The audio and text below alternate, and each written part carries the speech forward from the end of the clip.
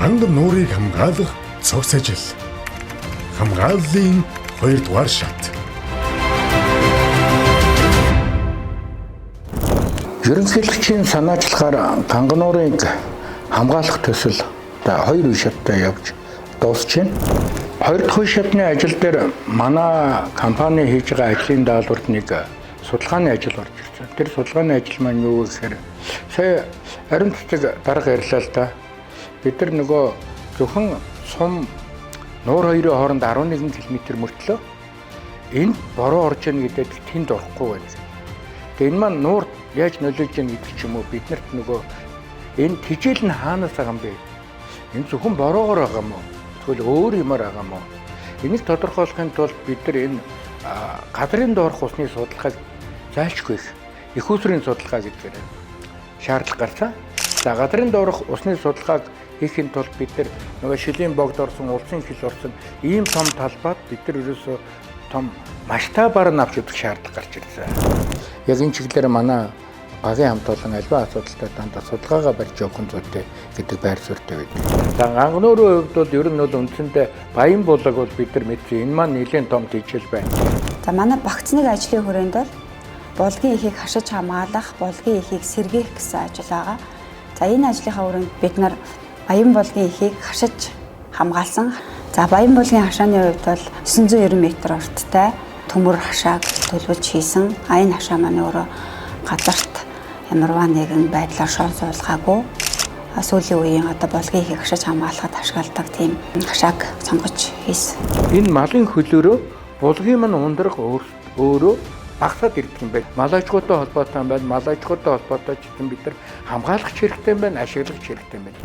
Тэгээ бид хэд хашиж хамгаалснаас хойш 2 сарын үр дүнгээр бол нуур булгийн усны ундраган сайжраад ерөнхийдөө ус нь ихссэн байдалтай байна.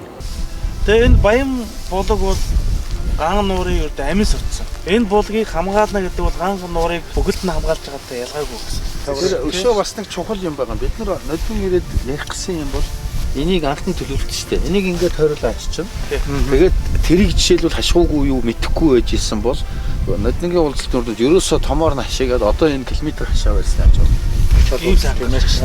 Маш энгийн мөртлөө хамгийн үр дүнтэй механик арга. Нөгөө таглын булаг маань энэ байна. Таглын булаг. За одоо жахан ундраг нь бол тэгж харагдаж байна. Ганц нөгөө бөргөлсөн юу маань үүсээд яг нөгөө оргихийн булгатайгаа биш. Гэхдээ таглын булаг маань ерөнхийдөө юм болоод цаашаага урсах хэсгийг бид нар чөлөөж өгсөн байдалтай хийж өгсөн. Ганган нуур маань нийт 21 жижигч булгатай. Түүний 2 нь бол одоо их зэрэгцээ байж байна. Ерөнхийдөө ганган нууранд хамгийн ойрхон жижигч 2 булаг бол энэ 2 булаг байгаа. Нэр нь таглын булаг, нөгөөх нь оргихийн булаг.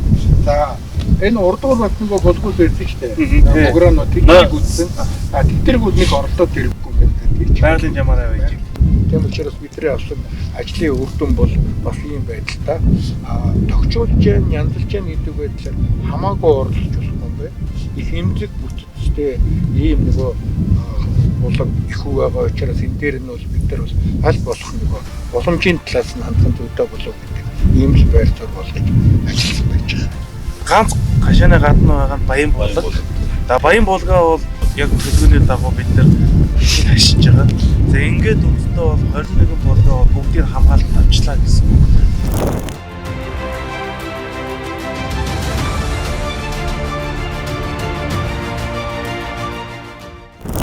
За бидний багцныг ажлын хүрээнд бол нуурын эрэхтэйм шат авсан хийх тийм тогтчлтын ажил байгаа. Энэ ажлынхаа хүрээнд бид нар оргихийн булгаас нуур хүртэл 236 м BPC автан тийм явган замыг хийж өгсөн. Энэ зам маань явж байгаа нуурын эрэгт очиод 76 м квадрат тийм нуурын эрэгтэй ирэх тийм тавцан болж байгаа. Энэ тавцан хийснээр бол одоо хонгийн чуулганы үед нутгийн ард иргэд ирж хун үзэх одоо тэгээд агаар салхинд гарахад бас их тохиромжтой байдлаар тэр тавцангаа төлөвлөж өгсөн. Тавцангийн суурийг бол бид нөгөө гацсан суураар хийсэн. Энэ суур маань өөрөө тийм нөгөө хөлдөлт гэсэлтэн тийм төсвөртэй одоо хэв ажилтанд орохгүй. Тэгээд тусгай зорилтын машинаар цогж оруулаад тэгээд турбан дундаа бетон цогж хийж зөртэй. Тэгэхээр ийм нэг хөнжирүүлсэн байдалтай бид нар ингэ хийгээд Батөөхөн хувьд бол ингээд сайхан найдвартай хот өгч байна. Даацын үед ерөнхийдөө бидний төлөвлөснөөр бол нэг 50 хүн тэр давцсан дээр гараад одоо нуураа үзэх боломжтой гэдгээр төлөвлөсөн.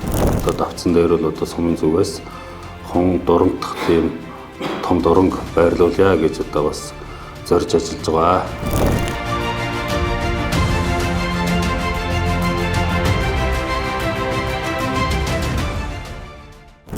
Монгол улсын ерөнхийлөгч төрийн тэргүүн хүрэлцэхийн санаачилгаар эхэлсэн ганган нуурыг авран хамгаалах 2 шаттай үйл ажиллагаа нь маш амжилттай боллоо. Бид зөвхөн ганган нуурыг сэргээ хамгаалаад зогсохгүй 21 их ундраг булгуудыг хамгаалж чадлаа. Тэр дундаа баян булгийг хамгаалж чадлаа. За мөн нуураа нүд гэж үзэх юм бол сормоос нь гэж хэлмээр эргийн тогтчлт хамгаалтын ажлыг хийлээ. Хөмсгөн гэж хэлэхээр ногоон байгууламжуудыг 11 игнэ 18 мянган мод тарьлаа.